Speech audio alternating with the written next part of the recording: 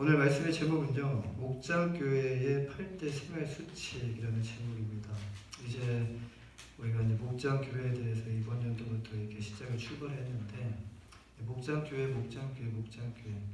이제 목장이라는 단어가 좀 입에 붙이시죠? 네. 목장. 우리는 지난 5주간에 걸쳐서 이 목장교회에 대해서 함께 나눴습니다. 첫 시간에는 이 목장교회의 정의에 대해서 우리가 함께 나눴는데요. 그리고 이어서 이 4주 동안 우리가 목장교회의 큰 기둥, 이 4대 비전에 대해서 함께 나눴습니다. 사랑하는 여러분, 교회의 머리는 누구시죠? 교회의 머리는 예수 그리스도입니다. 그러면 교회의 중심과 교회의 터는 누구시죠? 저는 한 가지 대답만 원합니다. 교회의 터와 교회의 중심, 예수 그리스도입니다. 자, 예수 그리스도가 교회의 머리가 되시고요. 그리고 예수 그리스도가 교회의 중심이 되시고 예수 그리스도가 교회의 터가 되십니다. 여기 위에 교회가 세워져야 합니다. 여기 위에 교회가 세워져야 해요. 그래야 교회가 튼튼해지고 교회가 건강하게 성장할 수 있습니다. 교회가 건강하게 세워지기 위해서는요, 먼저 기초공사가 굉장히 중요합니다. 미국은 특별히 기초공사를 굉장히 중요시 여기고 좀 오래 걸려요, 기초공사가. 그래서 기초공사를 할 때 중요한 게 보이지 않는 이 건물을 지탱할 수 있는 이 기둥을 먼저 세워야 됩니다.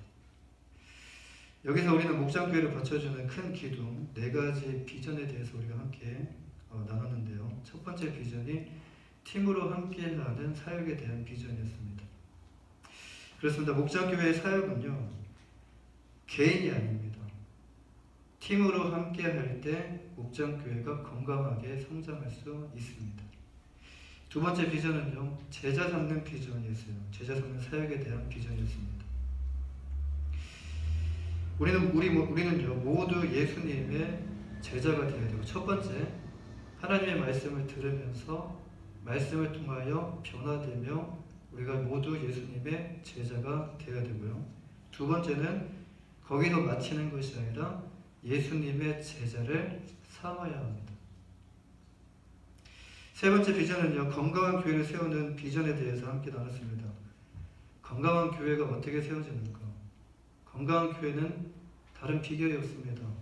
소그룹이 건강해지면 교회는 자연스럽게 건강해지게 됩니다. 그리고 마지막 4번째 비전, 목장교회를 통한 민족 치유와 세계 변화. 점점 이렇게 단위가 이렇게 확대가 되죠. 이제 교회뿐만이 아니라 교회가 이제 세상으로 흘러가게 되는데, 이 건강한 교회가 건강한 지체가 세상 가운데 흘러가게 되면 세상 또한 민족이 치유가 되고 상처가 치유가 되고 이 세계가 서서히 변화가 된다는 말씀이에요. 그래서 민족 치유와 이 세계 변화는 솔직히 이것이 굉장히 거창해 보입니다. 그런데 대단하거나 멀리 있는 것이 아니라고 말씀을 드렸어요. 이것은 우리 모두가 속해 있는 이 목장 교회 안에 있고, 그리고 이 안에서부터 시작된다라고 말씀을 드렸습니다. 이 목장 교회가 얼마나 중요한지. 우리는 이렇게 4가지 비전으로 이 목장 교회의 기둥을 세웠는데요. 보이지 않는 이제 기둥을 세웠습니다. 자, 그렇다면 이제 우리는 무엇을 해야 될까요? 이제 기둥을 세웠으니까 이제 그 기둥을 중심으로 이제 살을 붙여 나가셔야 됩니다. 오늘부터 우리가 이제 그 안에 살을 붙여 나갈 것인데요. 우리가 살아가는 이 세상에는 공동체와 공동체로 연결이 되어져 있습니다. 개인의 삶을 살아가는 것처럼 보이지만 우리는 공동체 없이는 살아갈 수가 없어요. 그런데 하나의 공동체가 아니라 여러 가지의 공동체로서 우리가 연결되어 살아가고 있다는 것입니다. 공동체 하면은 뭐 커다란 것처럼 덩치가 이렇게 큰, 근데 2명 이상이 모인 것이 바로 공동체입니다. 여기에 공동체에 소속되어 있지 않는 분은 아마 없을 것이에요. 우리 모두는 가정이나 친인척이나 그리고 학교나 직장이나 그리고 우리가 살아가는 이 사회라는 이 모든 공동체 안에 적어도 하나 정도는 소속되어 있습니다. 공동체가 지속되기 위해서 공동체 안에 무엇이 필요할까요? 공동체가 유지되고 지속되기 위해서 그 안에는요, 구성원들이 따라야 하는 그 여러 가지 규칙과 수칙들 그리고 규범들이 그 안에 있습니다. 우리가 작은 카페만 가더라도 카페 안에는 규칙이 뭐 그렇게 법적으로 정해지진 않아요. 그러나 그 안에 지켜야 될 뭔가 수칙이 있고 규범이 있어요.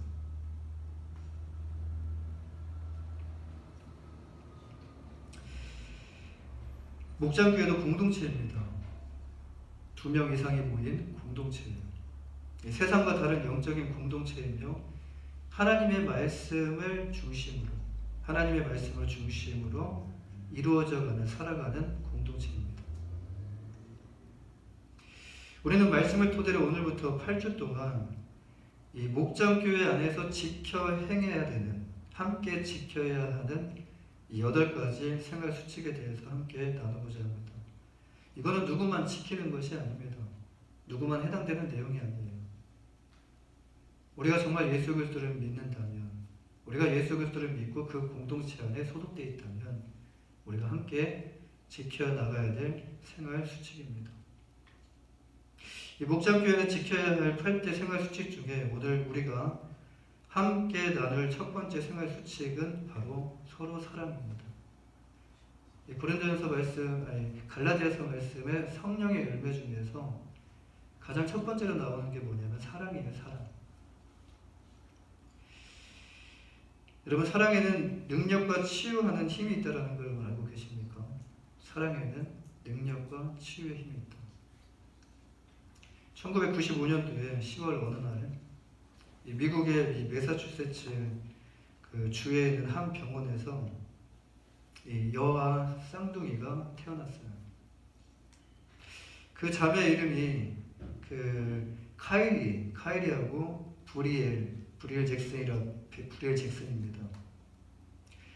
둘 다 7개월 만에 태어났는데요. 1kg도 안 되는 조산으로 태어났어요. 둘 다. 미국에 그런 경우가 참 많습니다. 근데 언니 그 카이리와는 달리 동생인 이 브리엘은요, 건강이 점점 악화되기 시작했어요. 그 언니 카이리와는 달리 동생 브리엘은요, 건강이 악화되어 갔습니다. 점점 악화되어 갔어요. 그 의료진의 노력도 이 아이의 건강을 되살리기 힘들었습니다. 어떻게 할 수 있는 방법이 없어요. 그냥 지켜만 봐야 되는 그런 상황. 그때 그 한 간호사가 그 닥터에게 뭐라고 말했냐면, 선생님, 이왕에 며칠 있으면 죽을 텐데 제 형하고 같이 인큐베이터에 있게 하지요라고 말을 했습니다. 솔직히 이것은요, 이 병원법으로는 안 되는 거예요. 그런데 죽을 아이니까 그 한 인큐베이터 안에 그 동생과 그 형을 같이 나란히 눕혀 놓았다는 겁니다. 그런데 시간이 지나면서 놀라운 일이 일어났어요. 그 쌍둥이 언니가 오른손으로 동생의 목을 감싸주었고요. 그 하루가 지나자 동생이 정상적으로 회복되는 이런 기적이 일어났다는 말씀입니다. 아무것도 모르는 조산하지만 언니가 동생을 사랑하는 그 사랑으로 포용해줄 때 놀라운 치유력이 발생하기 시작했다는 것이에요. 그리고 그 아이는요, 며칠 후에 건강해졌습니다. 지금은 건강하게 두 자매가 잘 살고 있습니다. 사랑하는 여러분, 이것이 바로 사랑의 치유입니다. 사랑하고 사랑받으면요, 누구나 다 건강해집니다. 그렇습니다. 이렇게 사랑은요, 아름답고 사랑은 기적을 일으킵니다. 우리 주변에 보면은 사랑에 대한 기적을 우리는 볼 수 있습니다. 우리가 사랑해야 할 대상은 누구죠? 우리가 사랑해야 하는 대상에 대해서 성경은 정확하게 우리에게 말씀해 주시는데요. 우리가 사랑해야 될 대상은 첫째, 하나님이시고 둘째, 우리의 이웃이라고 말씀하십니다. 우리가 사랑해야 할 대상은 이렇게 두 가지입니다. 그런데 우리는 그렇게 하고 있지 않다라는 것입니다. 사단에게 속아가지고요, 다른 것을 사랑하고 있어요. 사단은 우리에게 어떻게 하고 있습니까? 우리가 무엇을 사랑하게 만들죠? 이 드라마 대사 중에, 요즘 이 드라마 대사 중에 보면요, 어떤 드라마 대사가 있냐면, 나는 사람을 믿지 않는다. 나는 돈을 믿는다. 그 이유가 무엇이냐면 돈은 배신하지 않기 때문이다 라고 말합니다. 근데 또한 유명한 강사의 강연 중에서 유튜브나 보시면은 유명 강사의 그 강연의 내용을 들어보면요, 뭐라고 말하냐면, 여러분, 우리가 일을 할 때에 좋아하는 일을 해야 할까요? 아니면 잘하는 일을 해야 될까요? 여러분, 어떤 일을 해야 할까요? 어떤 일을 하기를 원하십니까?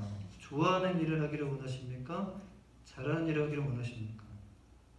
그때 어떤 사람들은요, 좋아하는 일을 해야 한다고 말을 합니다. 그렇죠. 그래도 좋아하는 일을 해야죠 라고 말을 해요. 그런데 또 어떤 사람들은요, 잘하는 일을 해야 한다고 말합니다. 그때 그 강사는요, 모두 다 틀렸다라고 말합니다. 모두 다 틀렸다고 말하면서 이렇게 대답을 해요. 돈이 되는 일을 해야 합니다 라고 말합니다.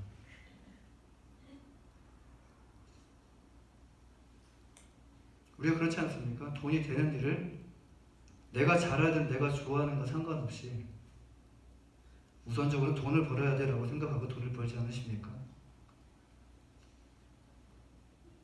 사단은 이렇게 유혹하며 돈을 사랑하는 세상으로 만들어가고 있어요. 근데 돈을 사랑하는 것이 아니라 점점 돈을 쫓아가며 돈의 노예가 되도록 만들어가고 있다는 거예요.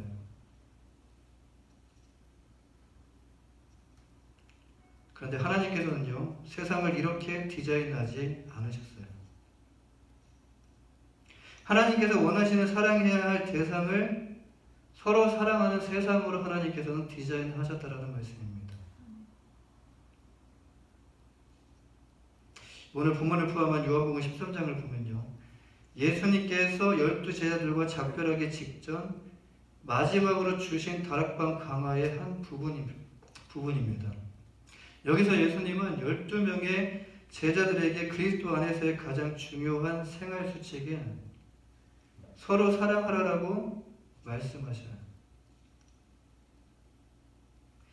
이것이 우리가 오늘 함께 나눌 목장교회의 첫 번째 생활 수칙입니다. 우리 옆에 계신 분들과 함께 인사할까요?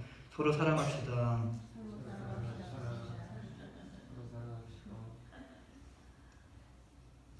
자, 그렇다면 예수님은요, 우리에게 왜 사랑을 명령하신 것일까요? 오늘 보면 34절 전반부를 보시면요, 새 계명을 너희에게 주노니 서로 사랑하라. 우리는 왜 사랑해야 될까요? 이것은 주님께서 우리에게 주신, 오늘 본문 말씀처럼 주님께서 우리에게 주신 새 계명이기 때문이에요. 명령이죠. 여기서 새 계명이라는 단어를 보면요, 이전에 이미 계명을 주셨다는 것을 우리가 발견할 수 있습니다. 이게 구약에서 이미 계명을 주셨던 말씀이에요. 어떤 계명이죠? 그것은 우리가 잘 아는 십계명입니다. 십계명. 이 십계명을 요약하면요, 두 가지가 나와요. 1부터 4까지, 1부터 4계명을 보면 하나님에 대한 사랑이 나와요. 그리고 5에서 10까지, 5에서 10개, 10번째 계명을 보면 그 안에는 이웃에 대한 사랑의 말씀이 나와요.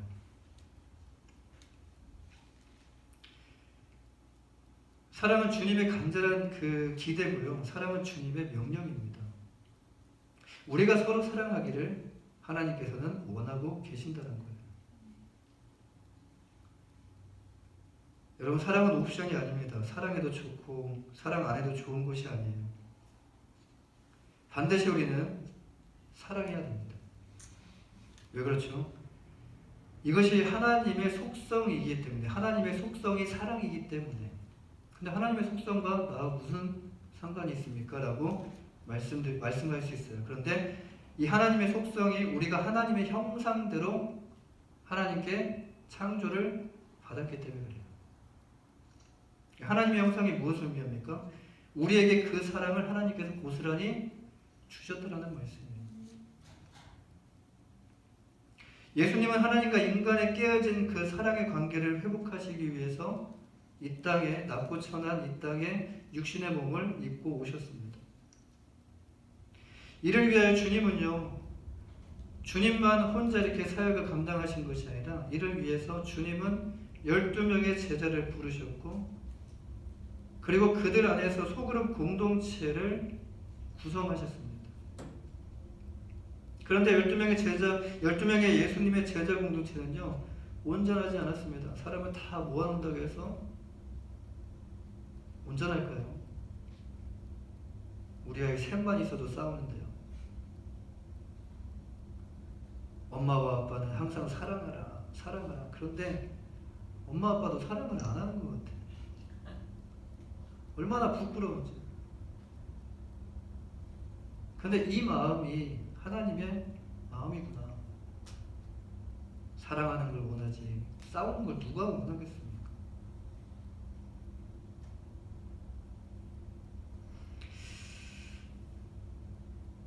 어떻게 보면 12명의 제자 공동체, 주님이 가장 힘들지 않으셨을까요? 12명의 제자 공동체를 모아놓고 이들을 바라보면서 아이고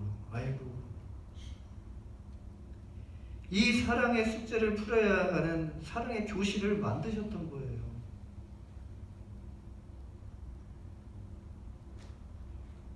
여러분, 우리는 예배 시간에 사랑에 대한 설교를 수없이 듣습니다. 하나님의 사랑에 대한 설교를, 하나님의 은혜에 대한 설교를 십자가를 통해서 수없이 하나님의 말씀을 듣습니다. 우리의 신앙생활이 주일 예배 중심이라면 이 들은 설교를 배우고 실천할 수 있는 기회도 없고요. 그리고 배우고 실천할 수 있는 장소도 주어지지 않게 된다는 거예요. 만약 이것이 이 주일 예배 중심으로, 설교 중심으로 이것이 교회가 돌아가게 된다면, 교회 안에서 사랑을 실천하지 않는데 어떻게 그냥 배운 것으로 끝나고 그것을 실천하지 않는데 어떻게 이것이 세상에서 우리가 그리스도인이 세상에 나가서 그것을 실천할 수 있겠냐라는 것입니다. 연습을 하셔야 되는 거예요. 연습을. 여기서도 연습하시고 저기서도 연습하시고 저기서도 연습하시고. 사랑하는 여러분, 배운 것을 실천할 수 있는 곳이 바로 여러분들에게 하나님께서 주신 목장 교회가 바로 배운 것을 실천할 수 있는 가장 좋은 곳입니다. 나에게 마음에 안 드는 사람이 있습니까? 가장 좋은 곳이에요. 예수님의 12명의 제자와 같이 목장 모임 안에는요, 여러 부류의 사람들이 모인 곳입니다. 생각도 다르고요, 가치관도 다르고요, 하는 행동도 다르고, 말도 다르고. 그런데 이 모임을 피하지 마십시오. 목장 모임 안에 들어가서 말씀을 함께 나누며 사랑하는 것을 배운다면, 사랑하는 것을 그 안에서 말씀을 통해서 우리가 다져지게 됩니다. 우리 자신뿐만 아니라 우리 자신이 변하게 되고요, 우리 자신뿐만 아니라 공동체가 변하게 될 줄 믿습니다. 12명의 예수님의 공동체가 민족을 치유하고 세상을 변화시켰던 것처럼 우리의 작은 이 목장 모임이 작지만 이 코발리스를 변화시킬 수 있는 큰 능력이 그 안에 있다는 것이에요. 사랑하는 여러분, 서로 사랑하라는 이 한 문장 안에는요, 이 한 문장 안에 대상이 누구죠? 대상? 서로 사랑하라. 나 외에 모든 사람들입니다. 누구는 맞고 누구는 아니다가 아닙니다. 예수 그리스도의 이름으로 서로 사랑하는 우리 코발리스 한인교회가 되시기를 주님의 이름으로 간절히 축원합니다.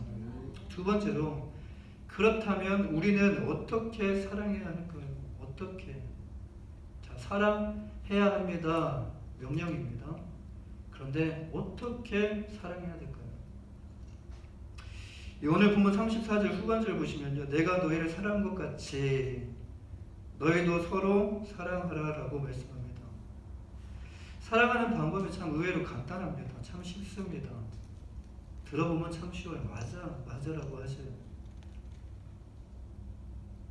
주님이 우리를 사랑하신 것 같이 사랑하면 돼요. 말은 참 쉽죠. 주님께서 사랑하라고 말씀하시면서 그 다음에 뭐라고 말씀하십니까? 내가 너희를 사랑한 것 같이 너희도 서로 사랑하라. 주님께서 오늘 본문 말씀 이전에 어떤 행동을 제자들에게 취하셨냐면 제자들의 발을 씻겨주시는 행동을 취하셨어요. 이 섬김의 본을 보여주셨던 그 이후에 들었던 이 말씀을 과연 제자들은 어떻게 이해했을까요? 오늘 본문을 살펴보면요, 예수님은 제자 훈련의 대가라는 것을 발견할 수 있습니다. 제자들의 눈높이에 맞춰서 그들이 현재 이해하고 실천할 수 있는 방법으로 말씀하시고 가르쳐 주십니다. 꼭 어린아이 다루듯이. 다른 것을 말씀하신 것이 아니라 제자들의 발을 씻기심으로 섬김의 본을 보이셨고 서로 섬김을 통하여 서로 사랑하라라고 말씀하십니다. 무슨 말씀입니까? 이 말씀을 보면서 참 위로를 많이 받았습니다. 하나님은 지금 우리가 감당할 수 없는 것을 실천하기를 원하시는 것이 아니라 우리가 지금 감당할 수 있는 것을 실천하기를 원하신다는 거예요. 어떤 큰 것을 원하시는 것이 아닙니다. 내가 할 수 없는 것을 원하시는 것이 아니라는 거예요. 사랑을 위하여 예수님처럼 십자가에 달려 죽으라는 말씀이 아닙니다. 예수님께서 가르쳐준 사랑은 힘들고 아파하고 더럽혀진 그 이웃의 발 치료하라는 게 아니잖아요. 배를 메스로 이렇게 해가지고 치료, 그거는 특별한 사람에게만 주어진 재능이잖아요. 근데 그렇게 하라는 것이 아니라 이웃의 그 발을 씻기는 것이 하나님께서 우리에게 원하시는 거라는 거예요. 발 씻기는데 어려우십니까? 그냥 물만 있으면 돼요. 손하고 물만 있으면 돼요. 우리 모두가 다 할 수 있는 거라는 거예요. 십자가에 달려 죽기까지 우리를 사랑하신 예수님의 사랑, 과연 누가 이것을 실천할 수 있겠습니까? 우리는 힘들고 아파하고 더럽혀진 이웃의 발을 씻길 수 있을 때 이웃을 위하여 더 큰 사랑을 실천할 수 있지 않겠습니까?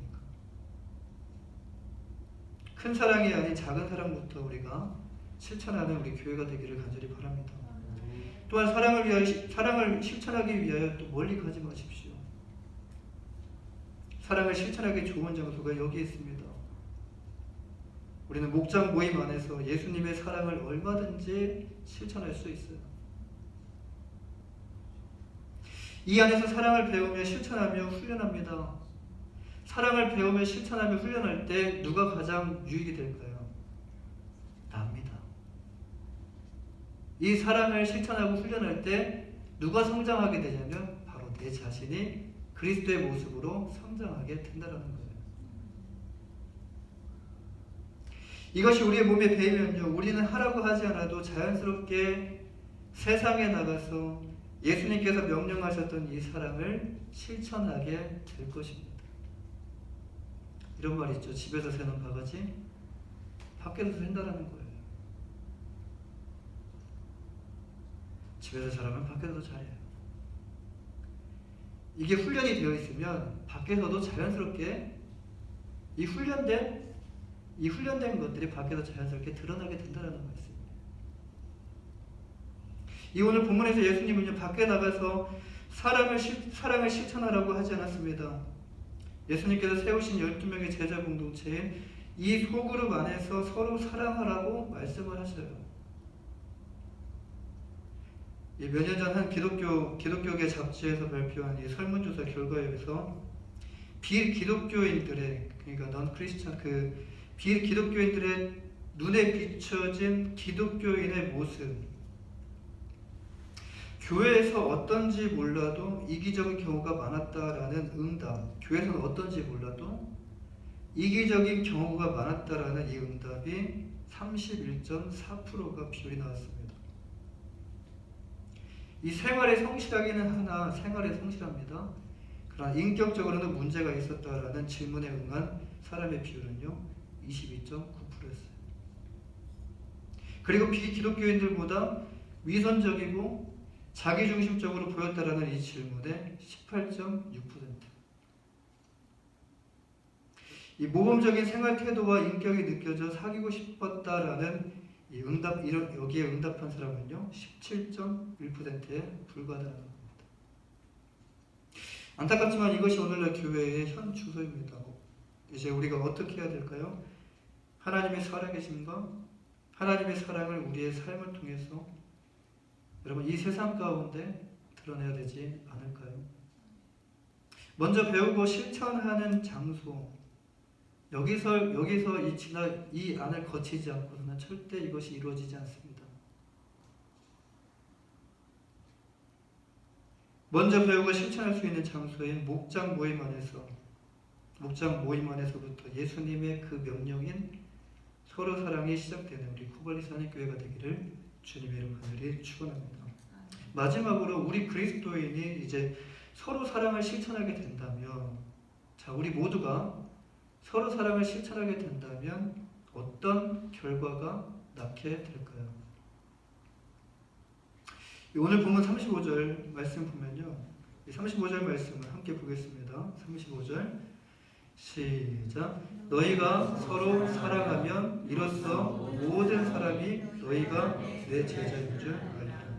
실제로 세상 사람들은요 철야 기도에 관심이 없어요. 우리가 기도를 얼마나 많이 하고 하는 관심이 없어요.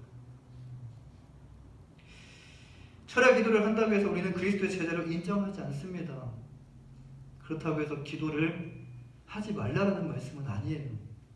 이것에 대해서 오해하지 마시길 바랍니다. 기도 역시 아닙니다. 성경을 통달해서 성경을 많이 알고 성경적인 지식이 많은 것도 우리가 그리스도의 제자임을 대변해 주지는 못합니다.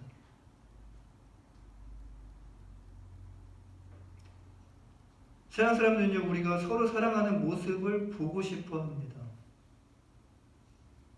본문 35절 말씀에 너희가 서로 사랑하면 이로써 모든 사람이 너희가 내 제자인 줄 알리라. 세상은 모든 것이 조건적이고 이기적인 세상입니다. 그런 세상 가운데 살고 싶지 않지만 우리는 그런 세상 가운데 몸을 담고 살아가고 있어요.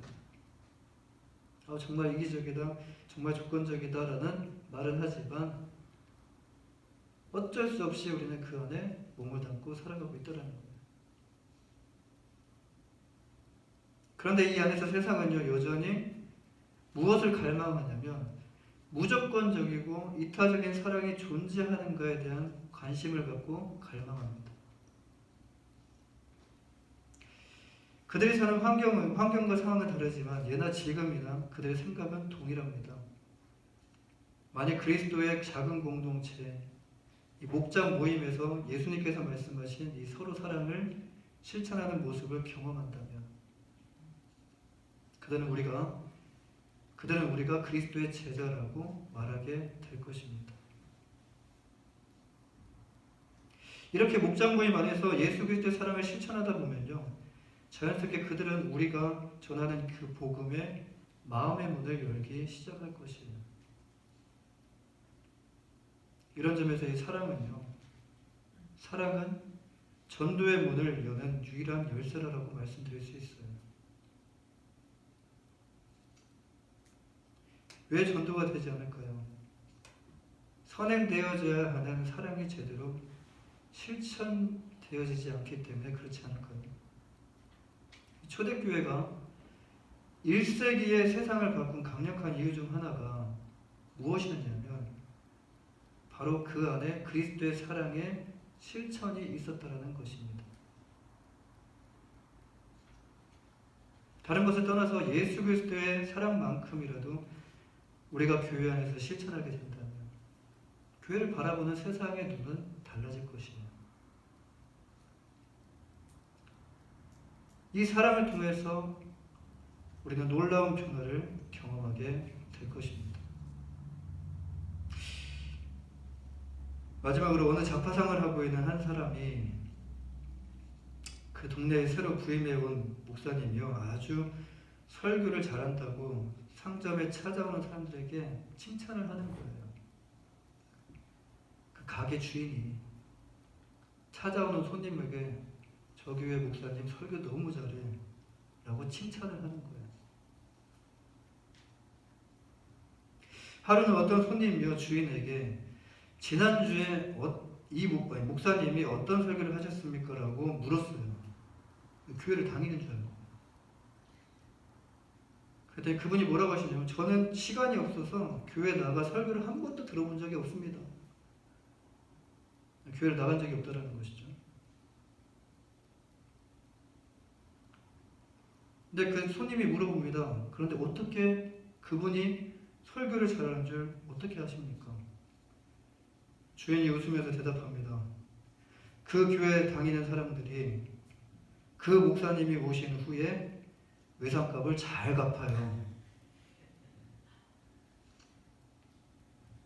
사랑하는 여러분, 이 예화가 우리에게 주는 교훈이 무엇이죠? 이 예화가 우리에게 주는 교훈이 무엇이죠? 예수님의 참된 제자가 되는 길은요, 얼마나 진리를 많이 아느냐가 아니라 그 진리를 얼마나 많이 진실하게 실천하느냐에 달려 있다라는 것입니다. 오늘 우리가 무엇을 나눴죠? 어려운 것을 나눴습니까? 많은 것을 나눴습니까? 오늘 우리는 무엇을 나눴죠? 서로 사랑하라 라는 말씀만 나눴어요. 우리의 사랑으로 가정과 이웃이 살아날 뿐 아니라 이 세상에 하나님의 사랑을 가르칠 수 있다면 이제 우리도 서로 사랑을 실천할 수 있는 이 목장 모임의 문을 두드리고 함께 참여해야 되지 않을까요? 나는 할 수 없지만 하나님이 하셔요. 내가 결단하고 실천하고자 할 때 많은 실수가 있지만 하나님이 모든 것을 하시고 이루십니다. 주님의 명령, 오늘 함께 나눴습니다. 생활 수치 첫 번째, 서로 사랑하라. 이 서로 사랑하라를 겸손히 순종하며 실천하는 우리 포바리스 한인교회가 되시기를 주님의 이름으로 간절히 축원합니다. 기도하겠습니다.